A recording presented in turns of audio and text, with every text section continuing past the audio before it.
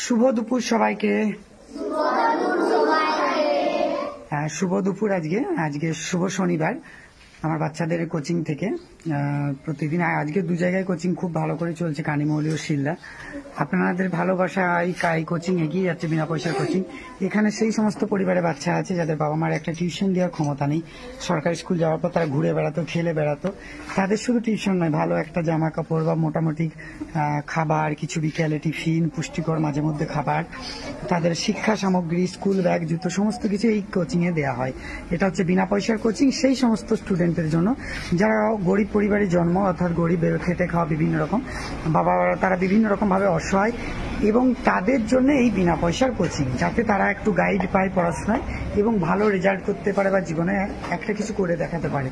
এই 150 জনের মধ্যে যদি 5 জনও মাথা তুলে দাঁড়াতে পারে, সেই দিন জানবো যে আমার জয়লাভ। সবাই ভালো থাকবেন, পাশে থাকবেন।